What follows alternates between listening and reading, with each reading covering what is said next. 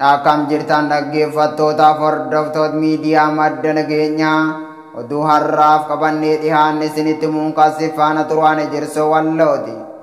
Oduu keenya jalqabaatiin barattoonni Oromoo Yuunivarsiitii Salaalee keessatti baratan waraana faashistii Abiy Ahmadiin dararamaa jiraachuun dhaga'ame. Guutuun gabaasa kanaa akka itti aanutti isiniif dhiyaata. Barattoonni Yuunivarsiitii Salaalee keessatti baratan kaleessa galgala waraana faashistii Abiy Ahmadiin ukkaanfamanii mooraa keessa dararamaa akka jiran maddeen keenya garasii madda nageenyaatti himan. Fiinxaaleeyyiin Amaaraa fi humni shiftaa Abiy Ahmadiin durfamu garee isaanii mooraa Yuunivarsiitii garaagaraa keessatti ijaarrachuun kaan ilmaan Oromoo irratti bobba'anii kaayyoo ajjeesan kaanis ukkaamsanii deemuu fi barattoota mana barumsaa irraa ari'aa akka jiran beekamee jira.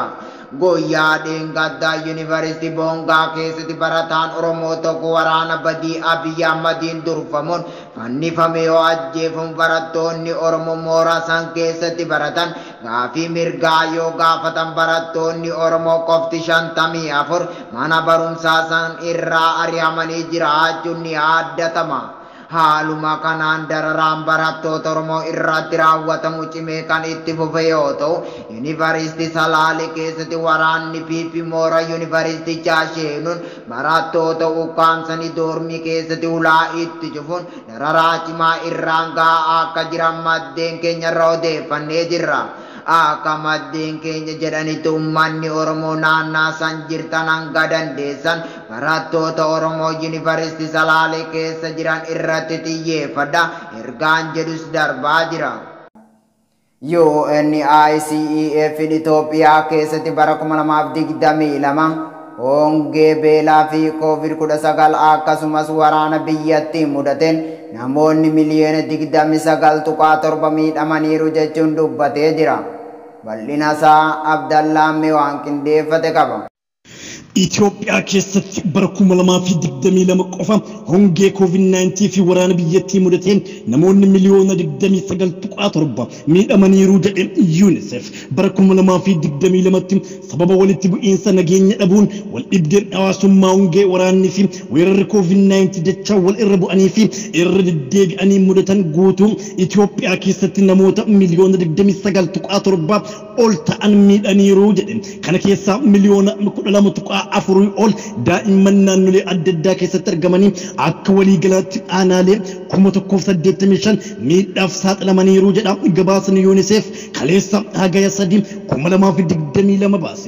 Dhuma bara 2020 irraa eegalee waqtii roobaa afran walitti aansuun giddugaleessa gadi ta'e roobuu hordofee naannoowwan gammoojjii kibbaa fi kibba Itoophiyaa keessatti argaman hongee bal'aan hamaa bal'inaan ka'eef saaxilamaniiru. Hongee kanaan beeylanni miliyoona 2.1 ol du'uunis gabaafameera. Roobni bitootessa caamsaa naannoo hongee mudatetti roobi maddeen bishaanii gabbisuu hin dandeenye. Kana malees roobni onkoloolessa muddee 2022 roobus xinnaadha jedhamee tilmaamama. Kunis naannoo Somalee, Oromiyaa, naannoo uummattoota kibbaa, Sidaamaa fi Affaar keessatti namoonni miliyoona 9 ol ta'an wabii nyaataa ni dhabsiisaa jedha UNICEF. Walitti bu'iinsa kaaba Itoophiyaatti uumameen alattis Beenishaangul Gumuz, Gambeellaa, Oromiyaa fi naannoo uummattoota Itoophiyaa keessatti qaamoleen hidhatanii fi mootummaa gidduutti waraanni taasifamaa kan ture yoo ta'u, buqqa'iinsa daran ammeessee jira.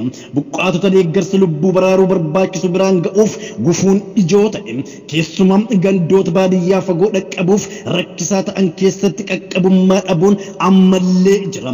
Kunis dubartootaa fi daa'imman balaa fi miidhaadhaaf saaxileera. Hanga ji'a waxabajjiitti guutuu Itoophiyaatti daa'imman miliyoona 2.9 ol daa'imman umuriin isaanii barnootaaf ga'e keessaa parsantii 17 barnoota irraa hafaniiru. Isaan keessaa miliyoona 2.3 sababa walitti bu'iinsaati yoo ta'u miliyoona 4.1 tokko immoo sababa hongeetiin jedha gabaasni UNICEF. Naannoo Oromiyaa aanaalee hongeen miidhaman keessaa 89 tatamsa'inni hanqina nyaataa cimaa bakka bu'ummaan addunyaa Global Proxy Acute Malnutrition 15 ol ta'u agarsiiseera. Naannoleen Oromiyaa hongee miidhaman Baalee Bahaa, Booranaa, Gujii fi Gujii Lixaa keessatti namoonni hanqina nyaataa hamaa severe acute malnutrition hospitala galan kan bara darbee waliin wal bira qabamee yoo ilaalamu dhibbentaan 79 dabalus ereera wantoonni hanqina nyaataa hamaa fi du'a baay'eedhaaf gumaachan dhaabbileen fayyaa dadhaboo ta'uu hanqina qulqullinaa fi bishaan dhugaatii qulqulluu dhabuu irra deebiin gargaarsa nyaataa dhabuu fi sababa sochii daangaa qaxxaamuraatiin dhukkuba busaa fi dhukkuboota daddarboo biroon ol ka'uu dabalataas jedha gabaasni UNICEF. Haleellaa naannoo Somaaleetti raawwatameen uummanni Oromoo 8,000 buqqaanii jiraachuun dhaga'ame. Bal'ina isaa dabalataan akkatti aanutti isiniif dhiyaata. Haleellaa naannoo Somaaleetti raawwatameen wal qabatee uummanni Oromoo 8,000 qe'ee qabeenyi isaanii irraa buqqee jiraachuun dhaga'ame.